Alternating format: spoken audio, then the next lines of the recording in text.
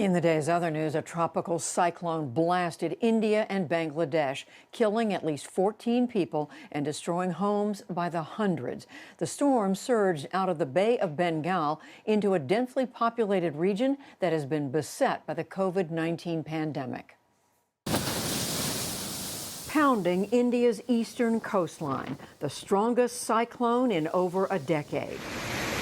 Winds reached 100 miles per hour, knocking down trees and damaging metal roofs.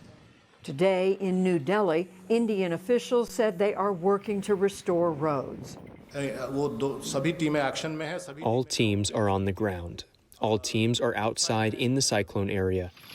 In neighboring Bangladesh, riverbanks overflowed. Yesterday, local officials began mass evacuations. Initially, they were not willing to evacuate because they were weighing between the risk of cyclone, at the same time also the invisible risk of COVID-19. Sanigdha Chakraborty is the Bangladesh country director for Catholic Relief Services. They do not have income, they do not have homes. They also lost their crop in the field. So basically it is a devastating situation and painful situation that they will have to live with now. Nearly 3 million people have been evacuated from their homes and are hunkering down in cramped evacuation centers where social distancing is impossible. For thousands of Rohingya refugees in southern Bangladesh's Cox's Bazar, the only protection they have are plastic sheets to cover their homes. As heavy rain hit the refugee camp today, residents work to prevent flooding. Nearly 10,000 people in central Michigan have been ordered out of their homes after flooding breached 2 dams. A river and connected lakes have topped record levels that were set in 1986, and they're still rising. Today, debris, including a camper, floated down the river, and only street signs were above water in downtown Midland. Governor Gretchen Whitmer said the flooding is expected to peak tonight.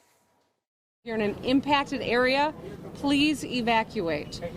This is going to be hard, but we are anticipating several feet of water across this area. And so while we're in the midst of a global pandemic, it's really important that to the best of our ability, we observe the best practices to keep ourselves and our families safe.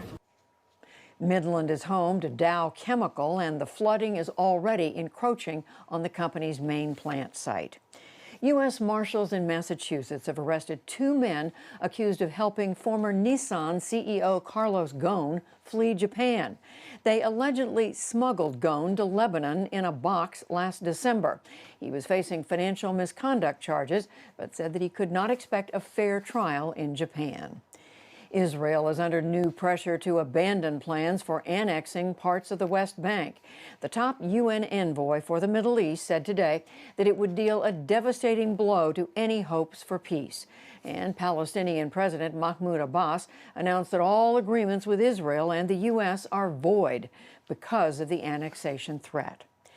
Back in this country, the U.S. Supreme Court barred the immediate release of secret grand jury testimony from the Russia investigation.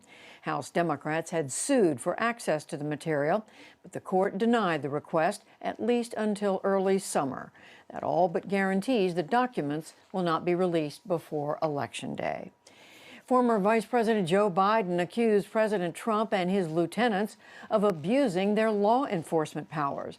The Democratic presidential nominee in waiting spoke via video link to Columbia Law School graduates today.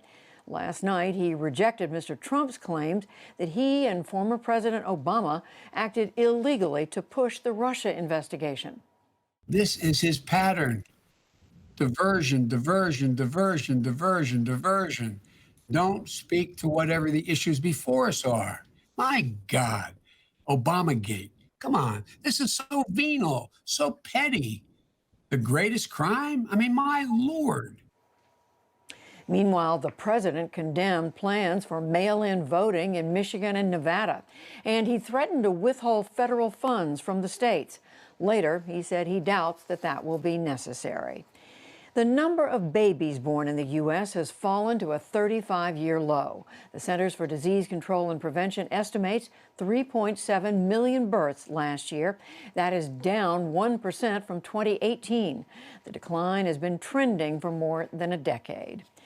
And on Wall Street, stocks bounced back from Tuesday's losses, led by the tech sector. The Dow Jones Industrial Average gained 369 points to close near 24,576. The Nasdaq rose 190 points, that's 2%, and the S&P 500 added 48. Still to come on the NewsHour, the Trump administration continues deportation of migrant children despite the pandemic. Brazil's former president on the country's chaotic response to the coronavirus. An inside look at predictive modeling and why new infections from COVID-19 are so difficult to foresee. Plus, much more.